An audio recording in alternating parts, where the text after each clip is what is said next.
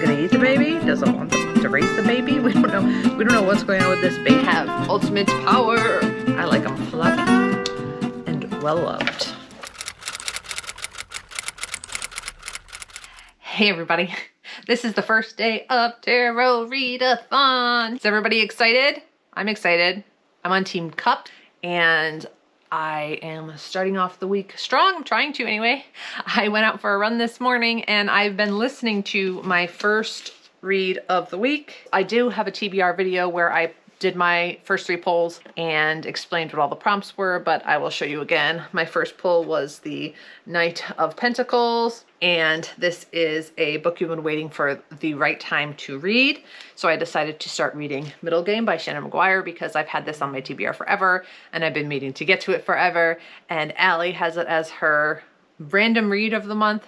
So I'm gonna do a little bit of a rando buddy read and see how we feel about this one. I'm about 25% of the way through, probably not even quite. I'm on page 122 in this. We are following these twins that were created by Alchemical Magics named Roger and Dodger. They were created because their maker wants to have control over time and space in the world and have ultimate power. They're an experiment, and this is their adventures and them dealing with their realities. They were separated as babies, and that's sort of where we are at the moment.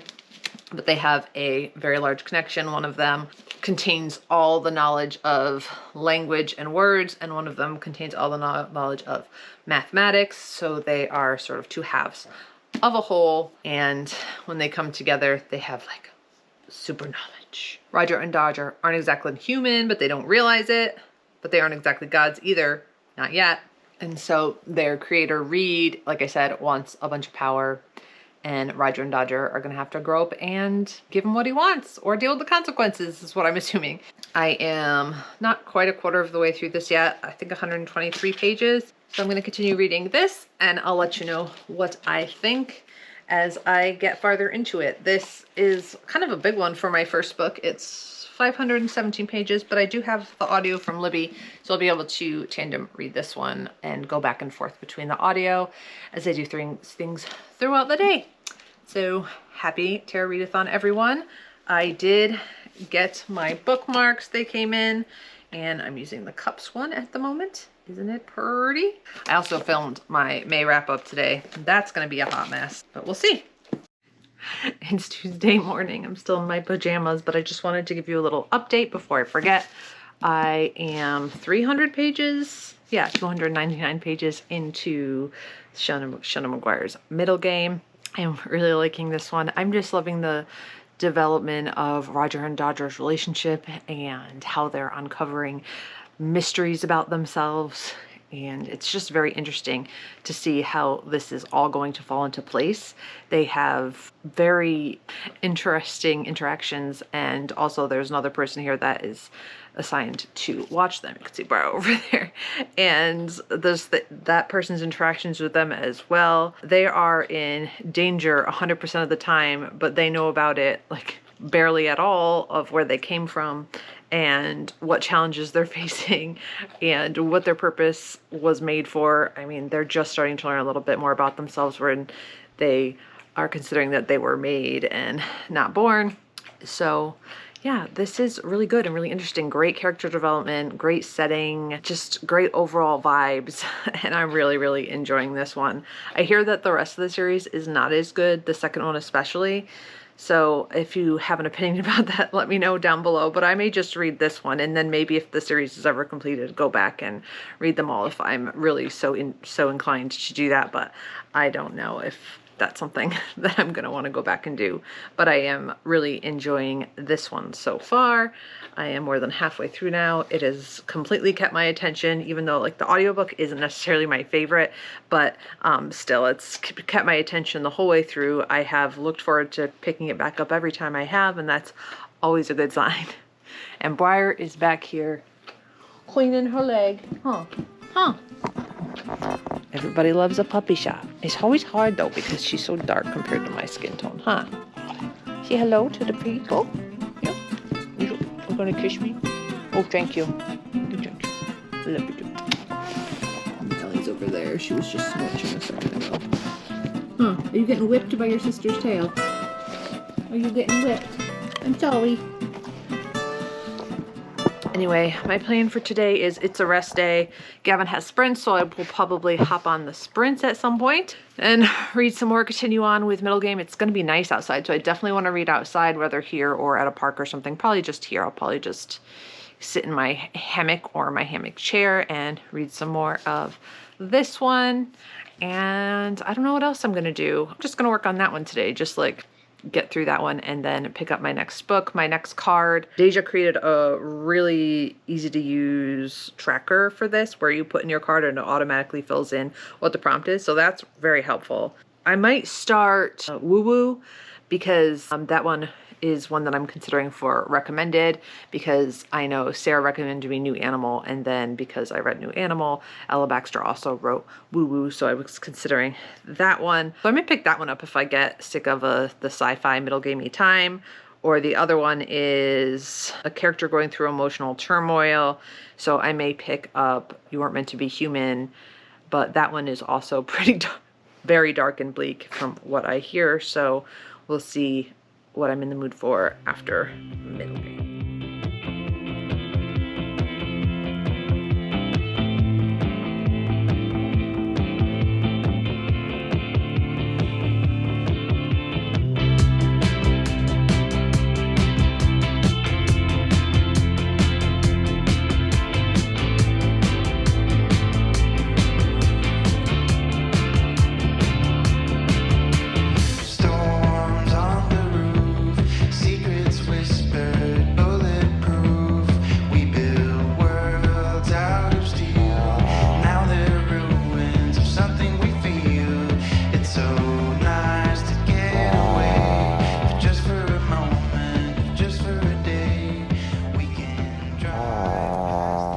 Have finished middle game, so this will be the first book I get to submit for cups for Tarot Readathon, so that is exciting. I really enjoyed this one. I liked the world building a whole lot. I tend to really like first books in series in general. I love learning new things about a world and the rules and the magic and all of the details. I tend to really enjoy that kind of thing. Not so much histories like in fantasies when we're learning about all the histories of things. I don't so much learning about that, but I just love learning about a rich new world or new rules like in a dystopian. Yeah, just like unraveling all the things. So I don't feel like I'm gonna need to read anymore in this series. Maybe someday that'll change. I hear the second one's not all that good, and I liked this. I'm gonna give it 4 stars, but I'm not obsessed with it. I really loved the alchemy in here and all that magical sciencey talk, the themes of power and creation and whether or not that's something we should be messing with, and all the time fuckery that went on in here was fun, and it was done in a way where it didn't hurt my brain too much, so I appreciated that, because like Antimemetics Division definitely did hurt my brain a lot. Those are things and themes in books that I enjoy when you play with time, but I also don't want it to be so convoluted that it takes the fun out of it, so I thought this one was done well in that way. It's very well crafted. It has a little bit of humor in it and adventure in it, and the development of Roger and Dodger and their relationship together I thought was really well done. I didn't necessarily care about I didn't necessarily like love either one of them in general, but I loved their relationship and how they related to each other, and I thought that was really cool. And so this is all done. I'll be able to submit for that, and that was for the Knight of Pentacles. The next card that I'm going to read for is the Hierophant, and this is a book that was recommended or passed down to you. And for that, I'm going to try out Woo Woo by Ella Baxter. Sarah recommended this. I enjoyed New Animal by Ella Baxter, so I wanted to get to this one. I have heard good things also from other friends who have read this one, so I want to give this one a shot. This might be a nice reprieve from some of the supernatural sci fiction horrors that I've been reading, because this is just a lit fic, and so that might be nice. I don't exactly remember what this is about. I know it's about a woman who is in the art world, and I assume it gets weird because her other one was pretty weird. It's about a woman with lots of neuroses, and she does an exhibition of self-portraits. Apparently she has a horde of devoted Gen Z TikTok followers and even a mysterious potential violent stalker. Oh, so this one sounds interesting. So I'm going to read that one, and then I might go back and forth between that one and this one, which is what I'm reading for Knight of Cups, which the prompt for that one is a character going through emotional turmoil, and this one is very bleak, and the main character is a trans man who becomes pregnant, so going through a lot of emotional turmoil in this. So I'm ready for that, all that emotional turmoil. I think this one best suits that card for some of the options that I was considering. And then last but not least, I want to draw another card for today because I need to do my daily draw. And I also want to try and pull something that I might be able to get an audiobook for, because I don't have access to the audiobooks of either one of those. And I actually prefer to read both of those with my eyeballs. So we're going to pull another card and see what we get. I have the Crow Tarot deck because I love crows, and I think the art on here is really pretty. So we're going to shuffle. That was not a good shuffle. These are new cards. They're very stiff. I love a good floppy card. My husband always yells at me for shuffling cards this way. He wants his cards to remain flat for some reason. I think it's because he used to be a Magic player. But I like them floppy and well loved. Since these are mine, I can do that. I'm gonna go one more time. Ooh, that was a good one. So we're gonna see what we get. Something I can pull an audiobook for, hopefully. Let's look. The King of Pentacles. Pulling a lot of pentacles. This is another pentacles. The King of Pentacles. Look at that crow with his crown on. He's got a sun, some apples in there, a nice flower necklace around his neck. Let's look up which prompt we have to complete for the King of Pentacles. So the King of Pentacles is to read a book from a well-established author. So this should be pretty easy to find. Audiobook that I can listen to, hopefully off my physical TBR, but we'll see. Oh, you know what I do have? I have Tanana Reevedu's short story collection, so maybe I'll listen to that. Wishing Pool, and I have that taken out from Hoopla, so maybe I'll listen to that. But let's see, other options. Let me think about this and I'll get back to you. I picked Summer Reading by Jen McKinley. She has a ton of books, some romance, some cozy mystery, a lot of cozy mystery. I've never read from her before, but she is visiting my library next week, so I want to read something from her before I go. And I have this audiobook and actual book out from Libby, and I'm not a big fan of the font in here, and so maybe reading it on audio will be the way to go. We'll see. We'll try it out on audio and see if it's something that I can tolerate to via audio. Sometimes romances on audio don't do it for me, but we'll see how it goes. This will be a nice, easy listen on my runs and while I do chores tomorrow. So that will be the plan.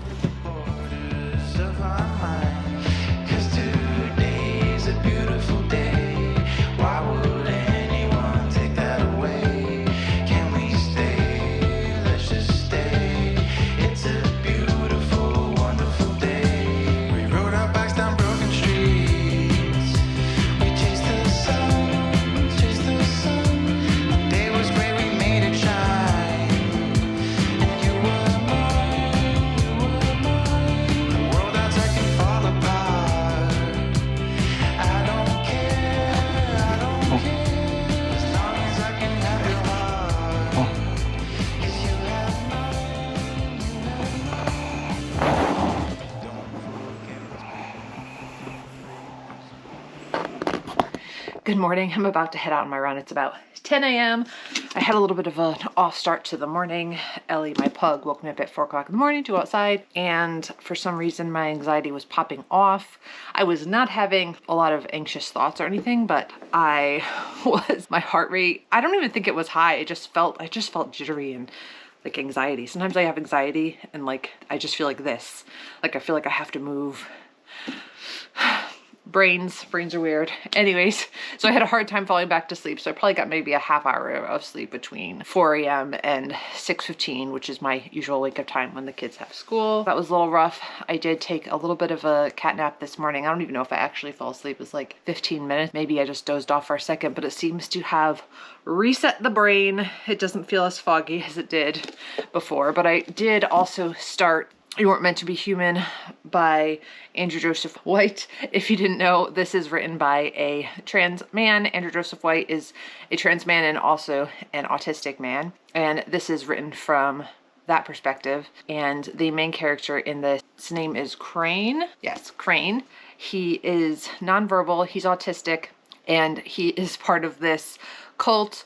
They worship a alien eldritch-like being that is a mass of worms and flies. They are the protectors of this being, and they also need to feed this being. People, yeah, once you're a part of this cult, you cannot leave. They will kill you. They will just feed you to the worms. You'll be worm food. And so he is part of this cult. He is also in a abusive relationship with another man. He sort of feels like this other man named Levi was the first person to treat him as a man, and he also degrades Crane quite a bit in sexual acts and also uses, dubious consent quite a bit. Just be aware of that if you're going to read this. He is definitely also physically abusive at times. Yeah, not in a good place. Crane's not doing well. He's not in a good place. He does have several other friends that are outside of this cult, but of course he doesn't want to put them in danger either. The main turning point in this story is that very, very close to the beginning of the story, Crane finds out that he is pregnant. And as a trans man, he does not want to be pregnant. He has told his partner, Levi, that if he ever got him pregnant, he would kill himself, he would kill him. And just, it's one of the absolute possible worst things that could ever happen to him. So he has become pregnant, and we know from the synopsis that he is unable to get an abortion because, one, where he lives, it's illegal. And two, even if he were to do that in some way, because he does have friends who would support him to do that, the Hive does not want him to do that. And we are seeing that the Hive can watch people, flies get out, they can keep an eye on their cult members and find those who defect. And it's a very sticky situation. So we're just right at the beginning of that. He has just found out that he is pregnant and is dealing with his thoughts and feelings and suicidal ideations when it comes to that. So very bleak. He's in a bad, horrible situation, and I'm sure it's going to get much, much worse as the pregnancy continues. Andrew Joseph White is really good at writing horror, body horror, and descriptive grossness. So there's this one part where they're describing the mass of bugs, and I'm going to read it to you. The first time Crane saw his hive, it was an incomprehensible horror. The sight was so alien he couldn't put the pieces together. Scraps of clothing and chunks of hair, bones gnawed apart to scrape nutrients from the marrow. Ossified calcium vomited into a wasp's nest, taking up the entire storage closet. The flies slept in clumps, and the worms pulsed like neurons under a microscope. Just gruesome, gruesome descriptions. And then there's another one. The hive descends. Chattering worms lunge from their calcium keratin synthetic fiber mound to burrow into the softest parts of Sean's body they can find. The cheek under the jaw, crawling up the shirt, into the stomach. The youngest worms are small, maybe as thick as Crane's thumb, and a foot long. And quick as fuck. They crawl and chew and swallow, leaving behind a series of gaping wounds for their bigger, slower elders to follow them into the meat. Once the worms are gone, then the flies will come down and pick the rotten parts clean, lay eggs to replenish the swarm. The cycle of life. Yuck. Yuck, yuck, yuck. So anyways, this is bleak. I'm gonna good, but bleak, and I'm going to take a break from this one. Go on a run and listen to something much later. I'm going to be listening to Summer Reading by Jen McKinley.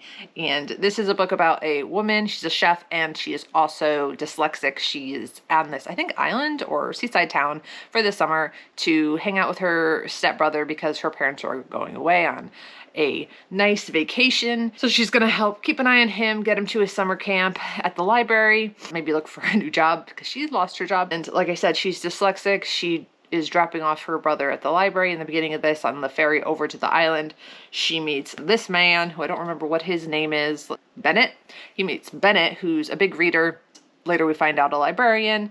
So he's the book lover and she's dyslexic, so she doesn't really have a good time reading books often. And actually this text is a dyslexic friendly font in here, which when I first looked at it, I'm like, that's an odd font to use in a book. It's not my favorite, but yeah, it's a dyslexic friendly font. So that is cool. I mean, is it aesthetically pleasing to my eyes? No, but I'd rather books be readable for all and people with dyslexia than to be aesthetically pleasing. So that is interesting to note. I liked that they did that here, being that there is representation for someone with dyslexia in here. I can't imagine what that's like. I can't imagine what it's like to be in someone's brain where letters and things sort of don't look the way they're supposed to at all the times, and have struggles reading, because I love to read.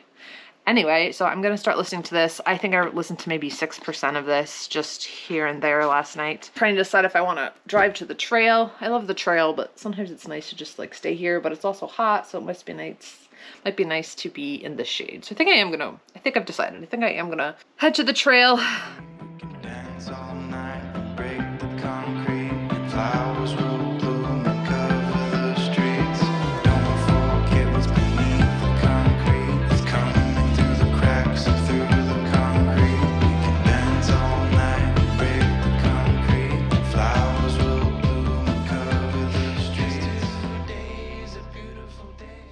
Hey, I'm coming at you from several hours later. I got my run done. I did a little over 3 miles with some sprints in there, and I felt okay. I wasn't hurting, but I still just can't work as hard as I normally do. But I do have a pulmonologist appointment at the end of July. They were able to get me in, and so we'll see if anything comes from that. I am coming at you with Ellie down here. She's in her bed, so I thought I'd sit next to her for a few minutes, and now you can't see me. You don't need to see me, do you?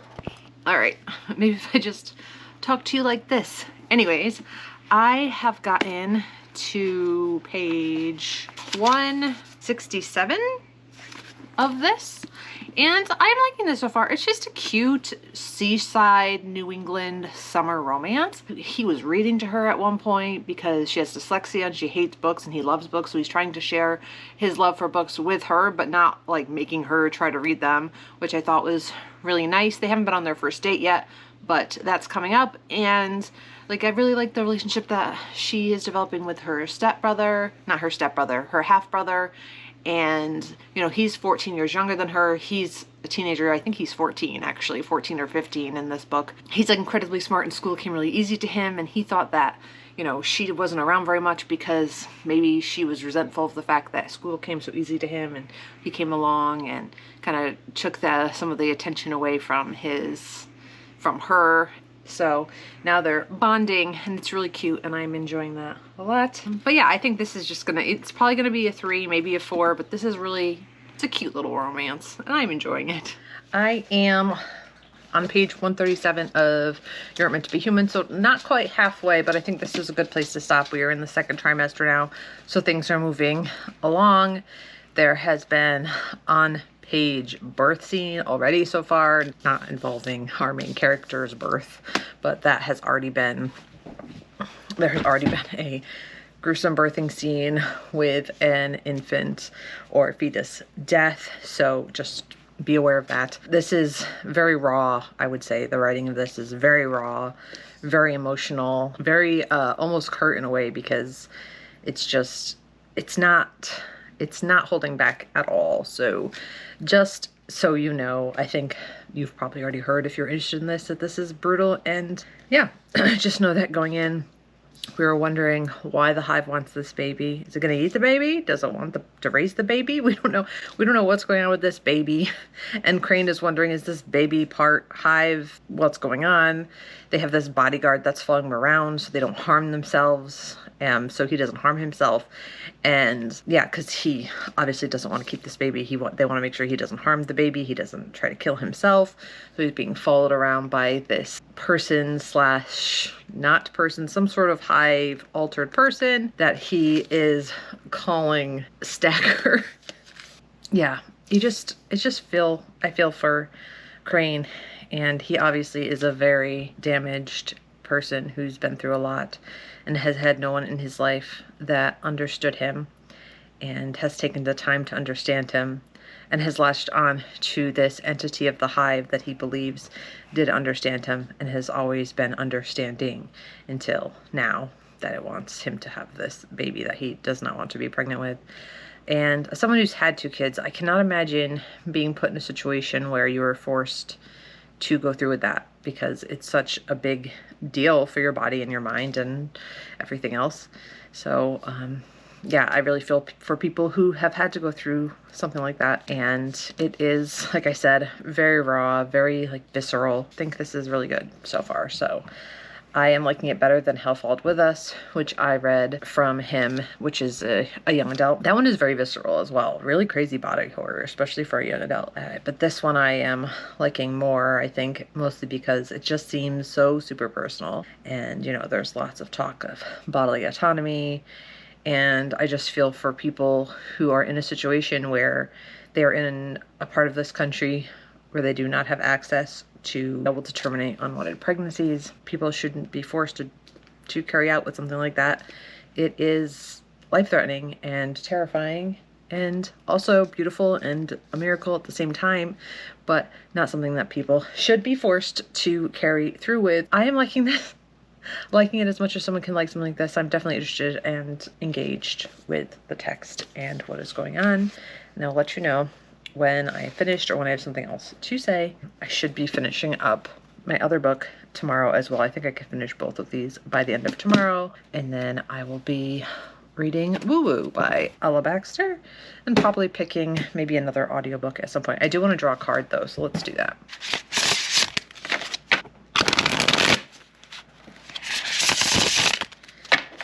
See what I come up with is the Queen of Pentacles. I've been drawing a lot of pentacles. I don't know what that means. Yesterday I got the King of Pentacles and I've been shuffling, so I don't know what's going on. Read a book with a nurturing, caring character or a book that explores motherhood. All right, so that should be pretty easy. Would we consider Yesteryear something that explores motherhood? Maybe. I've been wanting to read that.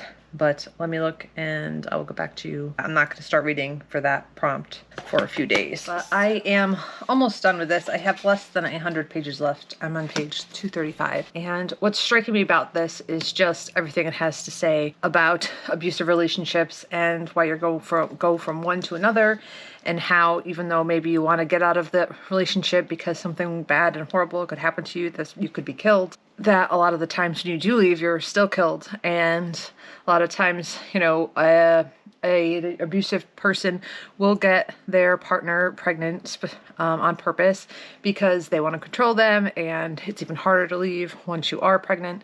And so there's a lot of stuff to say about that in here. Partner that he is with is abusive. The cult as a whole is abusive. It's bleak and depressing, but it's interesting, and I'm still really liking this. It seems like it's going to be at least a 4, possibly a 5. So I'm going to finish this today, and hopefully, and I am more than 60% of the way through summer reading now, which I'm still having a good time with. I like the dynamic between the two. He's kind of a golden retriever, but that's all right. He seems really sweet. They both have some extra stuff going on besides the romance. She's looking for a job now too, and he's looking for his father. He doesn't know who his father could be because his mom refuses to tell him. So they're helping each other out in different aspects of their lives, and he reads to her, and it's cute. I'm liking the side characters, her brother, and how she was worried because all he does is sit at home, play video games, and when he goes out, she's like super excited for him. I will be listening to that in the car because my son just texted me from lunch saying that he needs a long sleeve button down for tonight.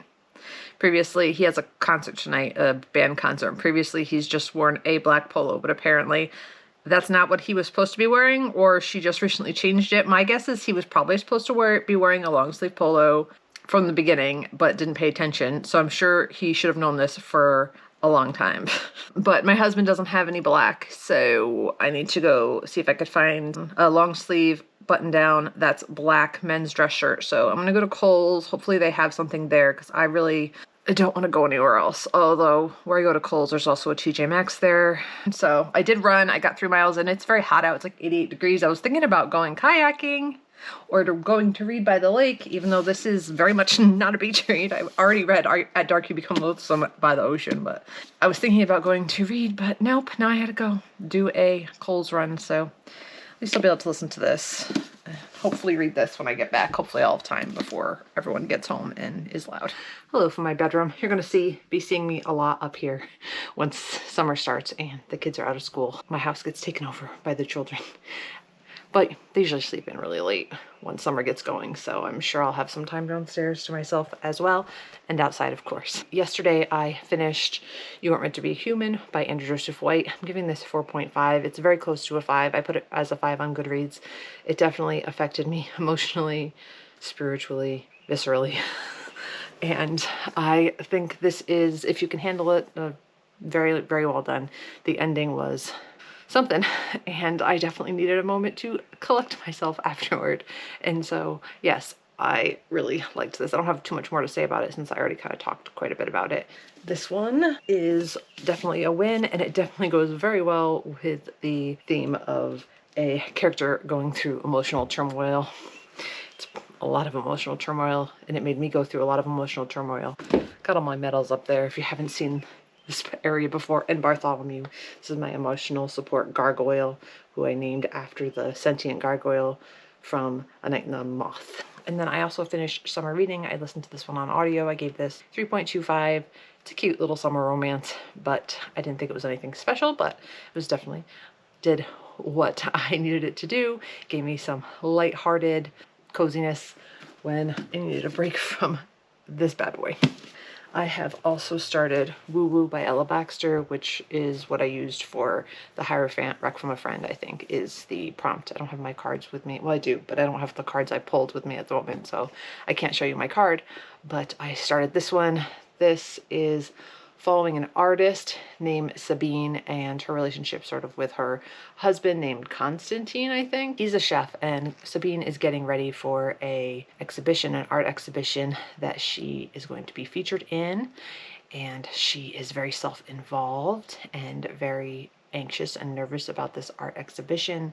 She really wants all the things and all the attention from Constantine to be on her so that she can feel the love and be ready for this exhibition that she has coming up. She also maybe sees a dead artist and also sees someone, man in her garden. She doesn't know who that is, whether she's really seeing it or not, but then she starts getting letters from him that aren't very nice and seem pretty stalkerish, being slipped under her front door. So there is that going on as well. Her mode of art is conceptual art. So I think multimedia and conceptual art, she creates puppets of herself in different forms as part of her artwork. She is mostly nude in her artwork when she is in her artwork. She's got a lot of neuroses and she wants validation from her friends and her husband all the time, but I'm only about 60% of the way into this. Not much has happened yet, but I just am really liking the writing. I like Ella Baxter's writing, and yeah, like she seems really pretentious and obnoxious, but at the same time, I think that's sort of the point, and I am enjoying this one so far. And this cover's like super soft, so it's very satisfying to read. I think it was for the Queen of Pentacles, a book that's featuring motherhood, so I decided that for that I'll be reading Yesteryear by Carol Claire Burke. Obviously everyone has been talking about this book, so I'm excited to check it out. It's about a trad wife who is a very, very big influencer, and she creates everything from scratch. She lives on a farm with her 6 kids, and she's pregnant with her 7th, I think. But she has, of course, all this extra help around the house, even though she's giving off this I'm doing it all trad wife persona. And she wakes up one morning and she's in the 1800s, and her husband is her husband but not her husband. Her kids are her kids but not her kids, and it follows her through that experience. So I hear that people either love this or hate this. I think it's going to be an entertaining time either way, so that's what I'll be reading for that, but I haven't started it yet. I'm going to be making my way through Woo Woo first. So far I have submitted 3 books for the readathon. These 2, and then what did I read first? Guys, what did I read first? I don't remember. Oh, Middle Game. I remembered. So now I am going to be going for a run and I need a new audiobook, so I will pull a card because I definitely am in need of an audiobook. So let's see if I can pull something that I have on audio. Cut the deck. And the King of Cups. Lots of kings and queens. I don't know what this is. I'm going to look it up and I'll let you know. And this is to read a book featuring a mentor or guidance. And I think for that one, I'm going to read The Strength of the Few because I read The Will of the Many and really enjoyed it. The Strength of the Few has been getting mixed reviews from people that I follow. And so we'll see how that goes. But I know there is guidance and mentorship in that, at least on the first one. I'm assuming that there will be some in the second one. So we will try that one out. Alternatively, I was thinking The Raven Scholar, but that one I wouldn't mind reading more physically because that is a paperback and it's more floppy and just more fun to hold. So we're going to try The Strength of the Few and see how that goes on my run. And I'm already familiar with that world, so that might be a little bit easier to start on audio. But we'll see. If it doesn't work out, we'll pick something else. And now I'm going to go run. I have a long run today, which a long run for me right now is 5 miles, which isn't long for someone who's run lots of marathons. But I am training for absolutely nothing, so I don't need to run any more than that. I'm just trying to keep baseline fitness, and if I decide that I want to sign up for a marathon or a half marathon in the fall, it'll be something local that I can train up for pretty quickly because I'm a crazy person. But I could probably train up for a marathon in about 6 weeks if I wanted to, but I have no plans to do any of that in the fall. But I definitely want to get my mileage up to at least half marathon, at least 10 miles, so that if I feel like running a half or something, just the mood strikes me, I can do that right now. My runs haven't been feeling super great because of some other stuff I have going on, but I do have a pulmonologist appointment, so we'll see if they can figure anything out. But that's not till the end of July. Can we stay? Let's just stay. It's a beautiful, wonderful day. We rode our bikes down broken streets. We chased the sun, chased the sun. The day was great, we made it shine. I just did some errands and went to the library to pick up a few holds, and I grabbed The Wishing Pool by Tana Reeve because I wanted to at least listen to her stories. I think I have these on audio on Hoopla as well, but this way I have the physical if I want it. And I also picked up Victor Lavelle's The Devil in Silver because I want to read this one because I really enjoyed The Bout of Black Tom, so I wanted to try one of his full-length novels at some point. And then they always have like book sale books on a few bookshelves, and I saw All Fours, which I was interested in reading, and this is $1 because they're all $1.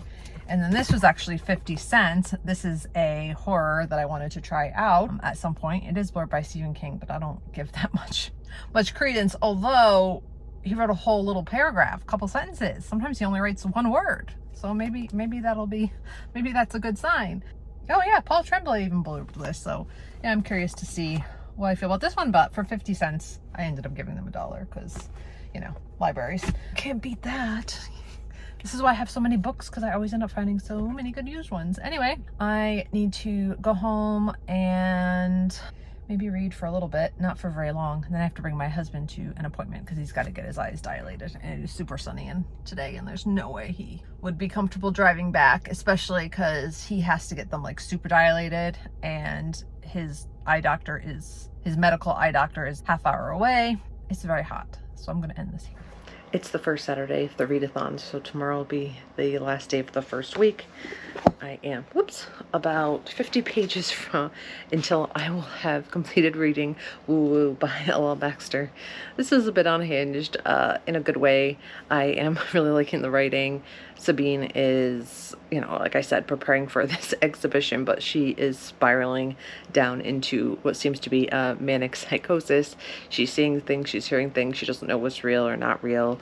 Her husband is overwhelmed by her neediness and her craziness, and her friends don't really know what to make of her either, and she's seeing the spirit of this dead woman, and she is doing art things that seem very unhinged, but I'm thoroughly enjoying this. I'm almost done with it. It's hard to explain, and I don't know who I would recommend this to, but I am enjoying my time with it. I am also now on chapter 15 of The Strength of the Few, this one.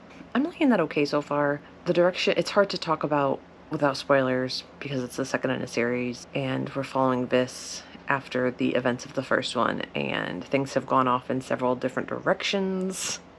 And if you've read it, you know what I mean. And I don't know if I particularly like that, but it definitely requires a bit more concentration to kind of figure out and comprehend everything that's going on, introducing a lot of new settings and characters and different ways of using will. I am not disliking it. I had very low expectations going in based on what people were saying about it, and it is a middle book, so even if I am not a huge fan of this one, I would, unless I supremely hate it, I would probably at least give one more book a chance, since I did give the first one 5 stars. But I'm not disliking it, not loving it, but I am only 100 and something pages in, so we'll see how that goes. I have plans to read a ton this weekend. I do want to at least finish this one and then start this one, and then I want to start next week with a 3-card spread, so it would be nice if I could finish these 2 between today and tomorrow. Strength of the Few I definitely won't finish because I don't have a ton of audiobook time on the weekends, but we'll see if I can finish Yesteryear and Woo Woo. The air conditioning is on if you can hear it.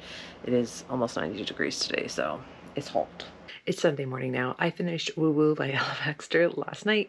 I ended up giving this 4 stars, mostly based on vibes. It's just about the art world and someone who is all about their art and very passionate, and spirals down a lot of it, as her exhibition is coming up and just needs ultimate support from her friends and her family, and not family, but her friends and her husband, and is just completely engrossed in just this upcoming event in her life.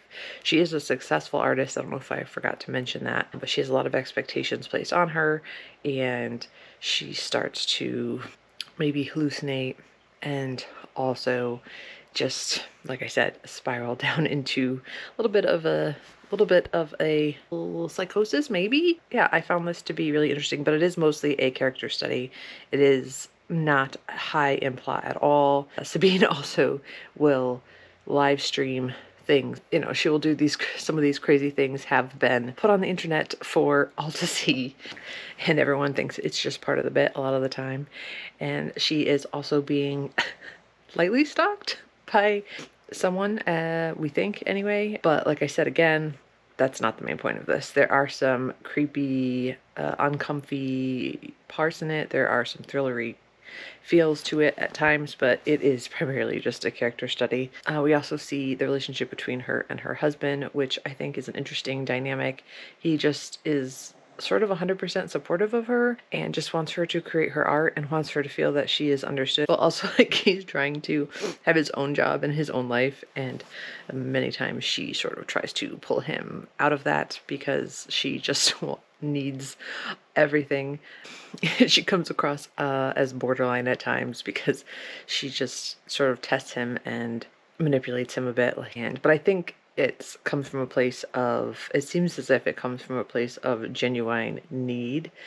It's not really fair to him though, at all. I ended up giving this 4 stars, and I'm happy I read it. It's definitely more of a vibe. I don't know who I would recommend this to. I'm not like super into the art world other than like looking at it and appreciating it, but I still really enjoyed it. I did start Yesteryear last night. I think I'm only 39 pages into Yesteryear. I'm enjoying it so far. It's entertaining. Obviously, the mom, Natalie, is super frustrating to read from, but I'm enjoying it so far. There's this one part that I tabbed, and it says, "Trade must take place for this life to enter the world." She's talking about having her first child, becoming a mom. "As my body slowly halved open like a peach, I realized it was me who was losing my life. Me who would vanish from the world to make room for this new child. I will never be Natalie again. I will only ever be Mama. For one single moment, I wish the child gone, not just out of me, but out of this world, erased. Then the room was filled with her bellowing, and the fear fell away, and the love, or something like it, came tunneling back through." So I thought that was poignant because it is true. There's other books that I've read with this theme in it, but Won't I Miss Me is one that immediately comes to mind, where, you know, there's the before and the after, before becoming a mom and after becoming a mom, and it does change you, and you are forever someone's mom at that point, and you're looked at as a mom, and you're not seen as just you individually, and, you know, what can you contribute to the world, but also you're a mom. That's just facts, right? So and she's talking about the death of that person to bring forth this mom figure. And I can relate to that. For me, it was definitely more of a good thing. Like, I just always wanted to be a mom. So I've just gotten to the point where she's waking up in the 1800s. She wakes up in the 1800s and has to live the real trad life without all the help and the technology that we enjoy. I am off to go on a 4-mile run around the lake and maybe do a little kayaking or paddleboarding. It depends on how I feel after my run. I'm listening to The Strength of the Few. Flowers will bloom and cover the streets. Today's a beautiful day. Why would anyone take that away? Can we stay? Let's just stay.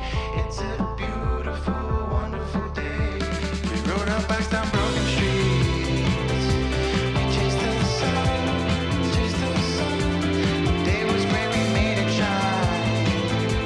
And you were mine. The world outside can fall apart. I don't care, as long as I can have your heart. 'Cause you have mine, you have mine.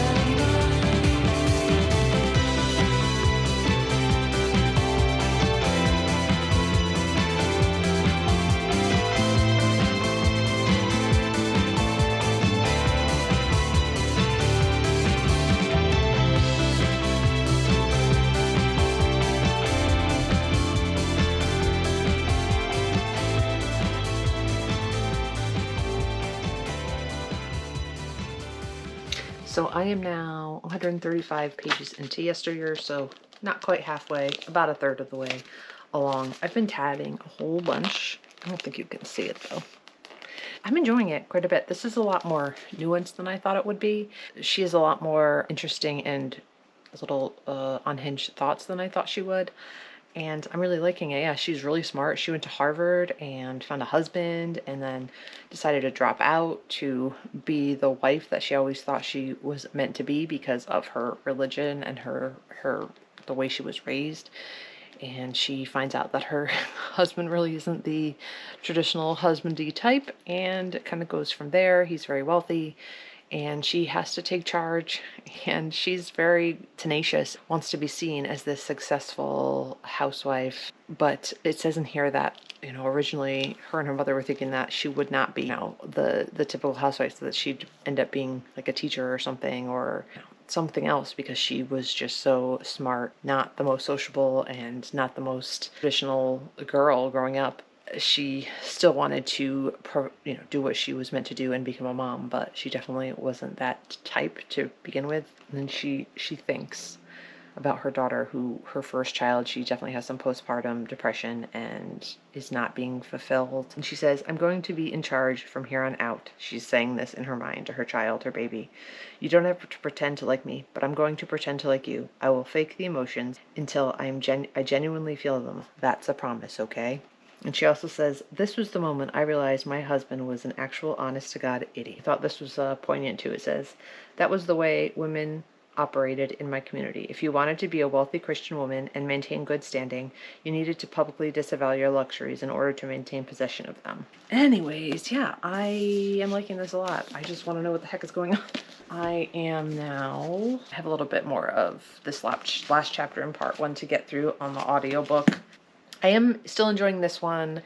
This kind of branches off in several different directions. Let's say, I don't want to spoil anything, so let's just say that. And I'm finding them all interesting, but there definitely is some that I am more interested in. Like, we're getting that instead of different perspectives. It's interesting. I don't think I've read much like this before. Oh, you can't see them on this cover, but these guys, I forget what they're called, but I don't know if you could see these like white hooded guys. I forget what they're called, but they are really creepy, and I'm enjoying learning about them and their sword hands, you know, floating through the air and flying. That's interesting. It's kind of reminding me of the Inquisitors in Mistborn.